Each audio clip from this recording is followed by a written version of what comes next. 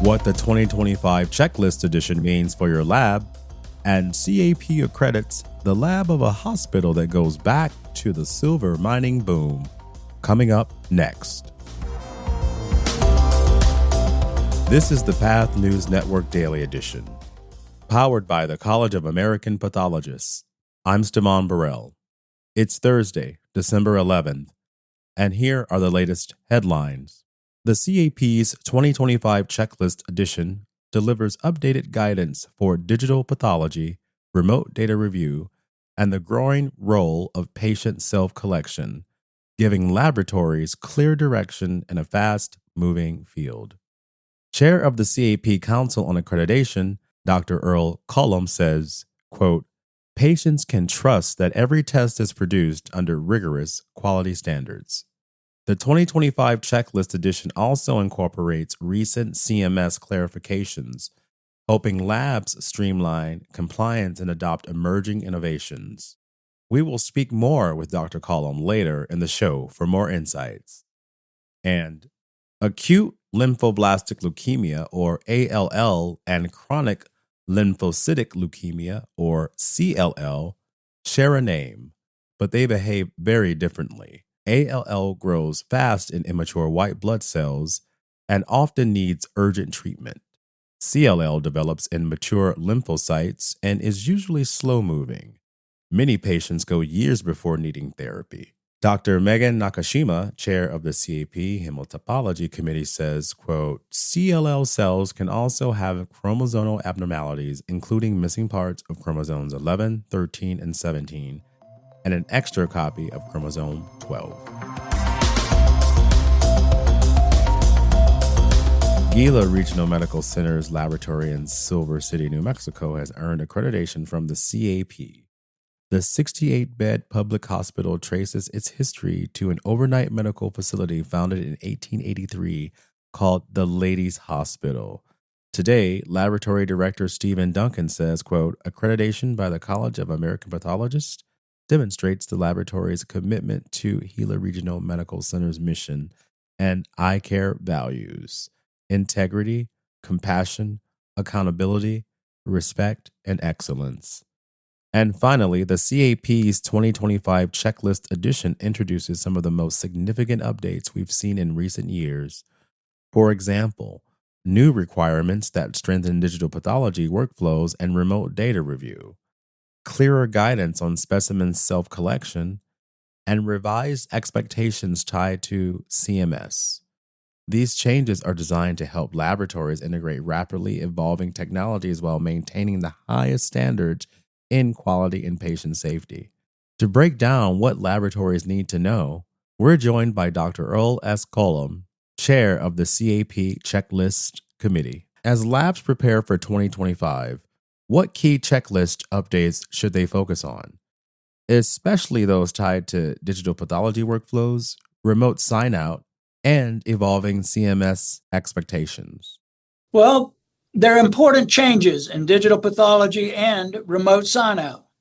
As the use of digital pathology is continuing to rapidly evolve and expand across the laboratories, the CAP continues to update its requirements to ensure that they reflect changing technology and practice. Any scanned slide used as a digital image must have the patient's identifiers soundly linked to it and be able to ensure patient record matching through the workflow across the digital pathology systems.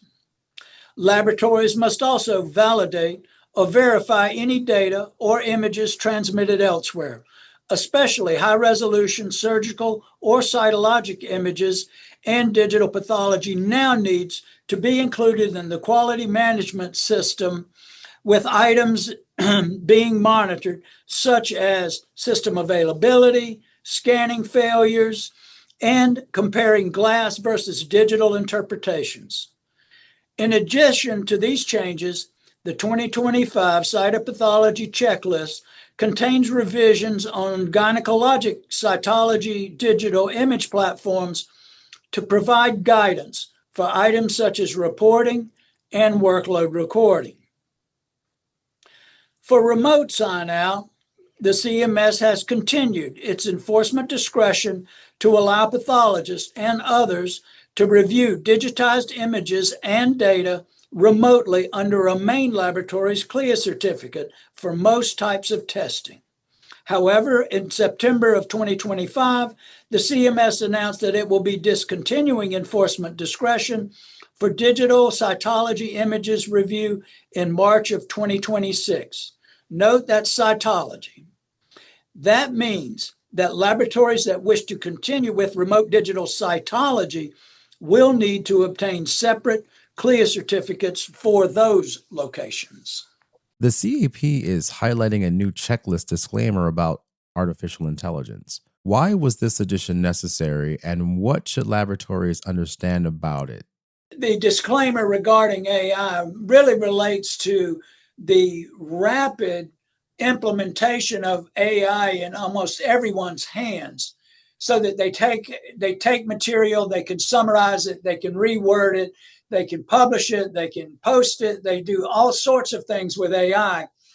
But the disclaimer reminds people that use our checklist that they really are not allowed to use AI in the manipulation of our checklist, because it's a very valuable piece of intellectual property for the CAP.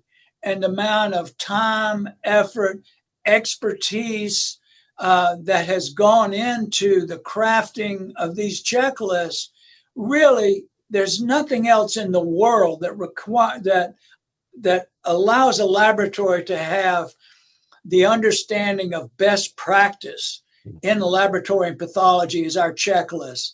And it's just too valuable for people to be manipulating it, because we just need to remind people that the checklists are the property of the CAP. How can labs prepare and use CAP resources to stay aligned and inspection ready? The best resource to learn about the new requirements is the Focus on Compliance webinar. It was held on December 10th, but will be posted on cap.org in eLab Solution Suite by mid-January. The speakers, Dr. Mahmoud, the chair of the checklist committee, and Dr. Karen Rausch, know the checklist inside and out and are excellent speakers. Listening to that session is strongly encouraged, because they present everything laboratories need to understand, the generalities and the details of the upcoming changes.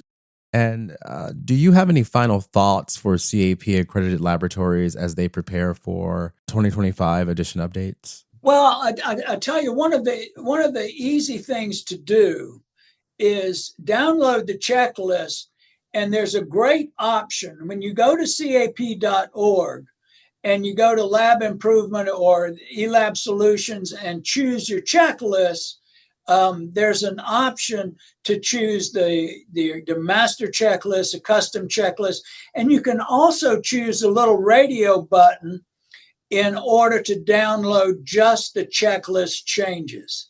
So someone who's experienced with the process and really wants to know those changes, they can actually select the checklist, choose changes only, and print the checklist changes for that particular checklist. And that can be a great shortcut to keeping people up to date with all the changes and being able to assist laboratories to prepare for their upcoming inspections. That's all we have for today. You can find us on Apple Podcast, Amazon Music, or Spotify. Subscribe on your favorite platform. Look for more news like this in our weekly newsletters published every Tuesday and Thursday. We're back tomorrow at 5 a.m. Eastern with more CAP news. For the daily edition, I'm Stevan Burrell. Have a great day.